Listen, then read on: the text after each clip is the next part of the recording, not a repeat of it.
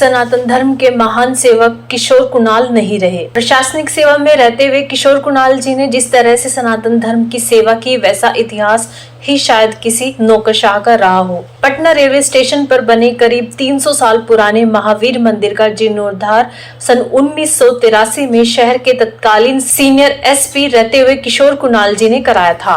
रामानंद संप्रदाय से जुड़ा यह मंदिर बहुत छोटा और अतिक्रमण से घिरा था।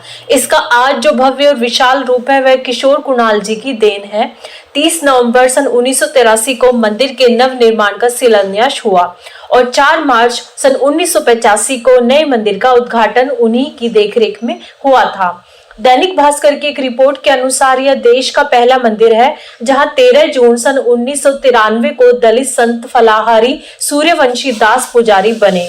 यह उत्तर भारत का पहला मंदिर है जिसने धर्म को परोपकार से जोड़ा। लाइव दर्शन कराने वाला देश का 7वां और उत्तर भारत का पहला मंदिर है। यहाँ का प्रसिद्ध प्रसाद नैवेद्यम है जिसे तिरुपति के कारीगर तैयार करते हैं। मृत्यु के समय तक किशोर कुणाल महावीर मंदिर ट्रस्ट के सचिव और बिहार धार्मिक न्यास बोर्ड के अध्यक्ष थे।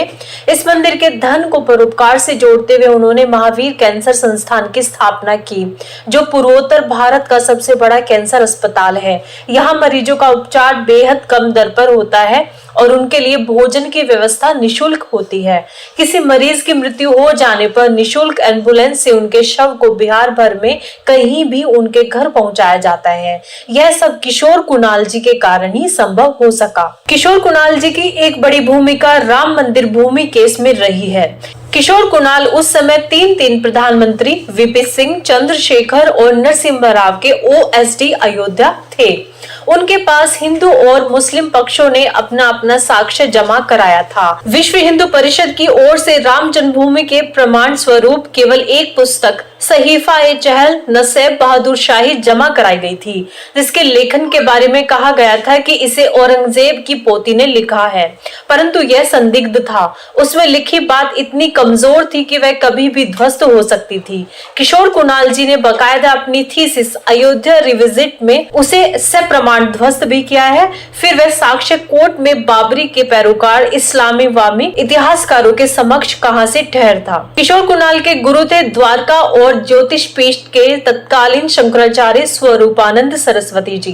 वह उनके पास गए कि यदि हिंदू प्रमाण ही नहीं देगा तो हम केस हार जाएंगे। शंकराचार्य जी ने उनके साथ अपने वकील पीएन मिश्र जी को लगाया। किशोर कुणाल जी की थीसिस के बहुत बड़े हिस्से को श्री मिश्र जी ने कोर्ट में रखा।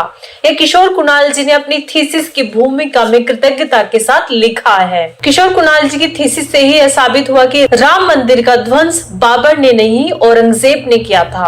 यह साबित होते ही मुस्लिम पक्षकारों का वह कुतर्क अदालत में ढह गया कि जब बाबर ने मंदिर तोड़ा तो अकबर काल के सबसे बड़े राम भक्त तुलसीदास जी ने इसका जिक्र अपने रामचरितमानस में किसी अन्य ग्रंथ में क्यों नहीं किया। किशोर कुणाल जी की उस थीसिस की महत्ता देखिए कि उसकी भूमिका स्वयं एक सेवानिवृत्त न्यायाधीश ने लिखी है।